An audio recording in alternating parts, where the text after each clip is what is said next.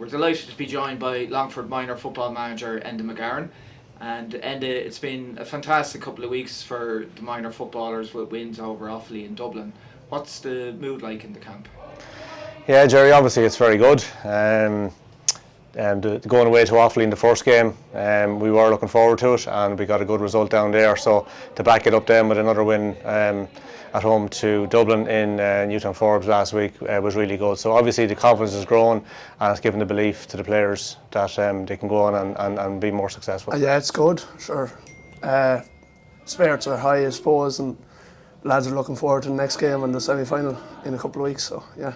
And what do you believe, Enda, were the main factors that led to your team's victories in those two games?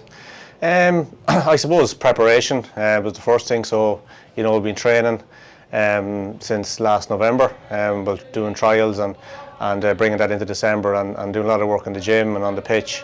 So I think the preparation was good, and that contributed greatly to the victories.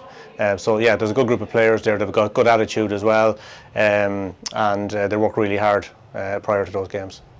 And I suppose now it's about keeping that momentum going, and like how do you hope to maintain that momentum going into the next round of games? Yeah, so Jerry, I suppose we took the approach of just taking it one game at a time. So we didn't set any goals to win competitions, win Leinster or such.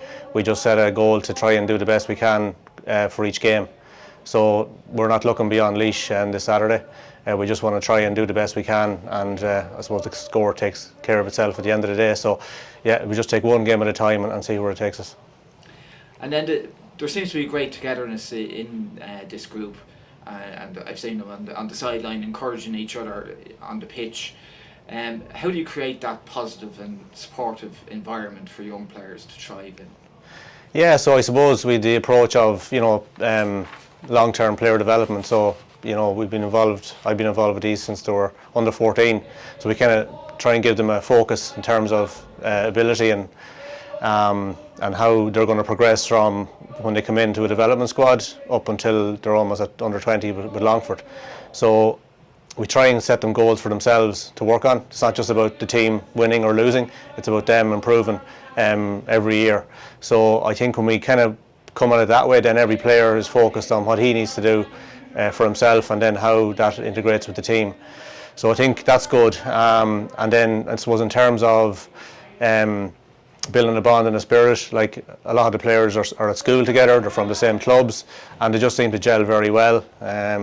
We've had a couple of days away, or kind of bonding sessions, and that's really helped. So I think the lads just are really driven, first of all, and we've kind of created an environment where they can kind of do the best they can. So whether they're number 35 or 6 on the panel, we hope that they'll drive on the other guys, and they'll also try and improve themselves, so that either this year or maybe next year or the year after, that they'll be improving all the time, and that's the kind of the attitude we're kind of taking with them. Oh, well, I suppose from the start of the year, like, the managers were just trying to get communication, everyone talking, encouraging each other. That's it, yeah. Supporting each other on, cheering each other. And in terms of preparation, this year we've seen Santa College becoming involved in the athletic development of the development squads. How has this impacted on the preparation of the minor squad? Yeah, so the programme is very much focused on athletic development. So we do the gym once a week, and then obviously they're involved on some of the pitch sessions as well. So purely from a strength and conditioning and fitness point of view, we've seen huge improvements in that. So that's been very beneficial. There's a very structured approach in terms of the gym sessions and the on-field sessions. And you can even see the guys getting a bit of confidence in terms of that whole setup, and kind of making them feel as if there's a structured approach to what they're doing. So I think that's been really, really beneficial, and it's only been up and running a number of months, but from our group we're seeing the results coming through on that already. And it's our final group game this Saturday against Laois, and with Longford already qualified for a Leinster semi-final. How will you be approaching this game? Is it an opportunity to give the extended panel game time, or So I suppose our goal was just to try and do as best we can in every game when we started off in the group phase, and as I said, we take one game at a time. So we have a bit of momentum. We got it against Offaly, we took it into the Dublin game, and we want to try and keep that going. So we will be going out strong against Laois to try and get a victory there, and to get 3 wins out of 3, and then that should hopefully give us more momentum then going into the semi-final, which we are in on the 7th of May. So that's going to be our approach. And yeah, look, we will be, I guess, trying to bring players in at different stages during the game. But our attitude is to do as best as we can in that game and go win it. And no doubt, you're taking one game at a time, I expect you to say, but after the last couple of results, is there a growing belief that this Longford team can compete with the best teams in this year's Leinster Championship? Well, all you can do is challenge yourself to do that. So, obviously, having a couple of wins under the belt does give players and management, of course, confidence that we can compete at the highest level.